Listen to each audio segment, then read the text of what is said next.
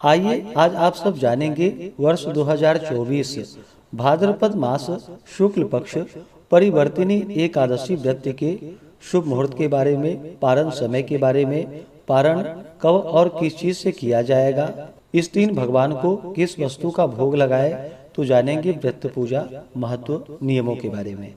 आप सभी भक्तों को परिवर्तिनी एकादशी व्रत की ढेर सारी शुभकामनाएं। आप सभी के जीवन में भगवान विष्णु माता लक्ष्मी की कृपा से आप सभी भक्तों को सभी प्रकार के सुख और समृद्धि की प्राप्ति हो। भगवान विष्णु आप सभी भक्तों के इच्छाओं को पूर्ण करें। इसी प्रकार से ज्ञानवर्धक जानकारियां प्राप्त करते रहने के लिए, व्रत पूजा के बारे में जानने के लिए, कथा को सुनने के लिए चैनल पे अगर आप पहली बार आए हैं तो चैनल को लाल बटन दबा करके सब्सक्राइब करें, साथ में बेल आइकन घंटी को दबाएं ताकि आने वाली वीडियो का नोटिफिकेशन आपको समय से मिलता रहे। वीडियो को लाइक करें, कमेंट में भगवान विष्णु की जय जरूर लिखें। भाद्रपद मास शुक्ल पक्ष की एकादशी को इसे परिवर्तिनी एकादशी, जल झुलनी एकादशी, ढोल ग्यारस, पद्मा एकादशी, वामन एकादशी आदि नामों से जाना जाता है। इस दिन विशेष प्रकार से भगवान विष्णु, माता लक्ष्मी और भगवान विष्णु के वामन स्वरूप की पूजा की जाती है। इस दिन भगवान विष्णु अपना अंग परिवर्तन करते हैं, इस कारण से इसे परिवर्तिनी एकादशी के नाम से जाना जाता है। और इसी दिन भगवान विष्णु ने वामन रूप धारण करके राजा बलि से 3 पग भूमि दान में मांगी थी। इस कारण से इसे वामन एकादशी के नाम से भी जाना जाता है। इस दिन जो भी भक्त सच्ची श्रद्धा के साथ, नियम और निष्ठा के साथ वामन एकादशी, परिवर्तिनी एकादशी का व्रत धारण करते हैं तो इस व्रत के प्रभाव से नीच महापापियों का भी उद्धार हो जाता है। इस व्रत को धारण करने वाले को अश्वमेध यज्ञ के समान पुण्य फलों की प्राप्ति होती है। इस एकादशी को त्रिलोकी भगवान की पूजा एवं दान तथा रात्रि का जागरण अक्षय पुण्य और महा मंगल फल देने वाला है। इसको करने वाले एवं कथा आदि श्रवण करने वाले को स्वर्ग और मुक्ति की प्राप्ति होती है। तो आइए जानते हैं परिवर्तिनी एकादशी व्रत के शुभ मुहूर्त के बारे में। एकादशी तिथि प्रारंभ समय 13 सितंबर 2024 दिन शुक्रवार रात्रि 10:32 और एकादशी तिथि की जो समाप्ति है वह 14 सितंबर 2024 दिन शनिवार रात्रि 8:43। तो हमें शुद्ध रूप से एकादशी व्रत के लिए सूर्योदय व्यापनी के अनुसार जो समय प्राप्त हो रहा है, तो सभी भक्तजन 13 सितंबर को 10वीं दिन के नियमों का पालन करेंगे। 14 सितंबर 2024 दिन शनिवार को एकादशी का व्रत धारण करेंगे और व्रत का पारण 15 सितंबर रविवार के दिन किया जाएगा। एकादशी व्रत का पारण हरिवासर समाप्त होने के बाद करना चाहिए। हरिवासर का समय द्वादशी तिथि का पहला चौथाई हिस्सा हरिवासर का होता है। तो द्वादशी तिथि की जो समाप्ति है वह 15 सितंबर 2024 दिन रविवार को शाम 6:14 पे द्वादशी तिथि की समाप्ति है।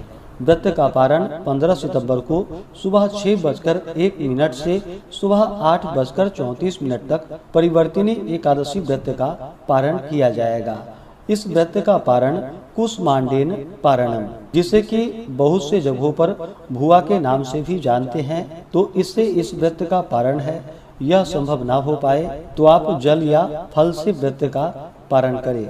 एकादशी तिथि के दिन ब्रह्म मुहूर्त का जो समय होगा 14 सितंबर को, वह समय सुबह 4:33 से सुबह 5:19 तक होगा।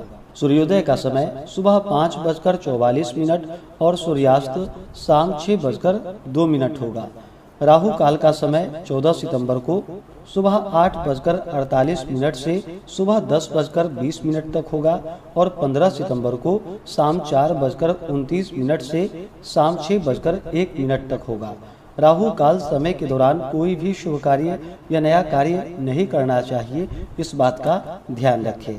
14 सितंबर को योग, जो कि शोभन योग होगा, इस दिन शाम 6:18 तक। उसके बाद अति गंड योग होगा। इस दिन सर्वार्थ सिद्धि योग बन रहा है और रवि योग भी बन रहा है। सर्वार्थ सिद्धि योग जो कि रात्रि 8:32 से शुरू होकर के अगले दिन सुबह 6:06 तक होगा और रवि योग का समय सुबह 6:06 से सुबह 8:32 तक होगा। इस दिन नक्षत्र जो कि उत्तराषाढ़ा नक्षत्र रात्रि 8:32 तक होगा, उसके बाद श्रवण नक्षत्र होगा। तो इस दिन भगवान का पूरे विधि विधान के साथ गंध पुष्प धूप दीप आदि से पूजा करनी चाहिए। नैवेद्य आदि अनेक प्रकार के अर्पित करने चाहिए। दूध से बने हुए वस्तु हो या अभी के मौसम में मिलने वाले ऋतु फल आदि हो, वह भगवान को अर्पित करनी चाहिए। इस दिन भगवान को विशेष करके जो कि काले तिल चढ़ाएं और तुलसी दल अवश्य ही अर्पित करें। भगवान विष्णु को अक्षत नहीं चढ़ाया जाता है, इस बात का ध्यान रखें। अक्षत की जगह उन्हें काले तिल अवश्य ही अर्पित करनी चाहिए। नैवेद्य आदि का जब भी आप प्रसाद का भोग लगाते हो तो तुलसी दल डाल करके ही भगवान को भोग लगानी चाहिए। नैवेद्य का भोग लगा करके जल से आचमनी करवाएं। मुख शुद्धि के लिए पान पत्र सुपारी लौंग इलायची के साथ में अर्पित करें। द्रव्य दक्षिणा चढ़ाएं और फिर परिवर्तिनी एकादशी वामन एकादशी व्रत का कथा श्रवण करनी चाहिए। भगवान की आरती करनी चाहिए। इस प्रकार से एकादशी के दिन भगवान का पूरे विधि विधान के साथ पूजन करें, कथा श्रवण करें, रात्रि जागरण करें और अगले दिन जाकर के सुबह स्नान करके शुद्ध वस्त्र धारण करके भगवान का पूजन और आरती करके इसके बाद ब्राह्मणों को भोजन करवाएं, ब्राह्मणों को दान और दक्षिणा दे और फिर समय के अनुसार व्रत का पारण करना चाहिए। इस व्रत को जो कि दिन रात्रि उपवास रहते हुए धारण करनी चाहिए। जो उपवास नहीं रह पाते हैं, जिनका स्वास्थ्य सही ना हो, तो आप एक समय फलाहार ग्रहण करके व्रत को धारण करें। व्रती को व्रत के दौरान किसी के ऊपर क्रोध नहीं करनी चाहिए। किसी के प्रति अपने मन में ईर्षा या द्वेष का भाव नहीं लाना चाहिए। ब्रह्मचर्य का पालन करना चाहिए। इस दिन खास करके मुंह मांगा दान किसी को न देनी चाहिए। अपने श्रद्धा और सामर्थ्य के अनुसार ही दान आदि का कार्य करना चाहिए। इस दिन खास करके अगर ककड़ी मिल सके तो भगवान को ककड़ी का अवश्य ही भोग लगाना चाहिए और उसे प्रसाद के रूप में ग्रहण भी करना चाहिए। और इस दिन जहाँ तक हो सके साधारण वातावरण में रहनी चाहिए। इससे भगवान अपने भक्तों पर अति प्रसन्न होते हैं और अपना कृपा प्रदान करते हैं। तो आशा करता हूँ कि यह जानकारी आपको अच्छा लगा हो। इसी प्रकार से ज्ञानवर्धक जानकारियाँ प्राप्त करते रहने के लिए, व्रत पूजा के बारे में जानने के लिए, कथा को सुनने के लिए चैनल पे अगर आप पहली बार आए हैं तो चैनल को लाल बटन दबा करके सब्सक्राइब करें।